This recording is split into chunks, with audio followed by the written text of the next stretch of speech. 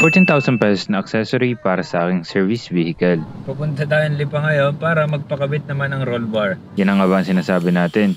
Hindi mapakali. Akala ko ba last na Call of Duty yung nakaraan? Huwag na lang kayo maingay, samahan nyo na lang ako. Tara! Kahit maulan, bumiyahe kami ni Jay papunta sa Lipa, Batangas. Ay, syempre hindi pa natatapos ang gastos kay 15. Pupunta tayong Lipa ngayon para magpakabit naman ng roll bar. Dito kami pumunta sa Road Briggs Off-Road, Batangas. Sir, ako yung magpapakabit ng Hercules. Tatanggapin pa ako? Buti tatanggapin pa tayo. Mag 5 PM na. Buti na lang tinanggap pa kami. Kabado 20 eh. Sasayang sana ang biyahe. Iniatras ko na si 15 para masimulan na kaagad. Ito ang ilalagay na sports bar. Panther Hercules. Bali ko sir, yung kakabit natin dito is Panther Hercules. So, China siya. Tapos meron siyang ganito, may tatlong talian dito. Kasama na rin yung brake light. Nag-prepare na. Nilagyan ng lining ang gilid para kontragasgas. Na-meet natin si Sir Cyril, ang owner ng shop. Ang price nito, 16,000 siya. So discounted price is 14,000 less 2,000. discounted price ngayon na nakuha natin ng 14,000. Kasama ng installation niyan.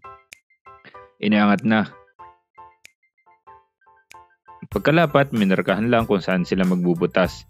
Nga pala, ang dami nilang accessories dito. Pero ayaw kong tingnan yan at baka ako'y mabudol baga. Hindi ko muna pinakabit ang stoplight na naka-integrate sa sports bar. Ayaw ko pa kasi ipagalaw in any way ang electricals natin. Binutasan ang truck bed. Na-inquire ko naman ito sa kasa. Pag physical change, hindi naman daw mabuvoid ang warranty. Iniangat ang truck bed. Inilagay ang mga bolts. Pinagtulong-tulungan nila yan para mabilis.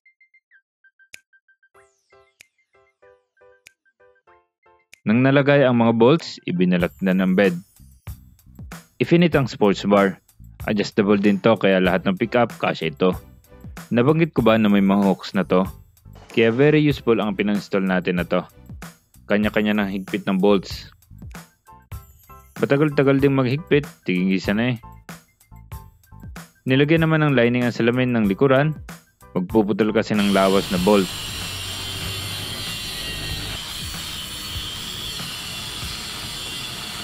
At may cap yung bolt. Ayos, very neat ang pagkakadali. Matibay yan kahit uga-ugain pa. Mula sa gilid at mula sa taas. Poging-pogi na lalo si 15. May additional functionality pa.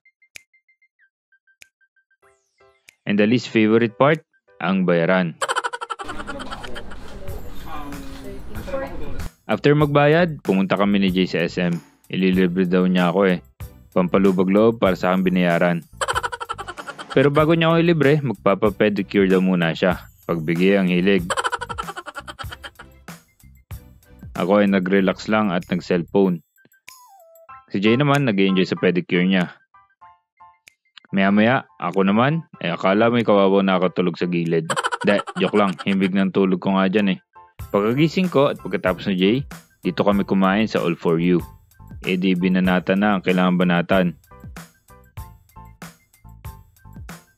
Enjoy naman, masarap. Pero ang palagi ko pinapansin sa ganitong kainan, ang lettuce. Dahil nag-aalaga din ako nito, di ba?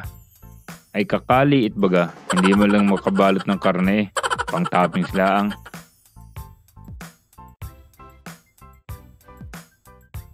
Na mabusog, ay si Jay nga ang nagbayad. Thank you Jay sa libre.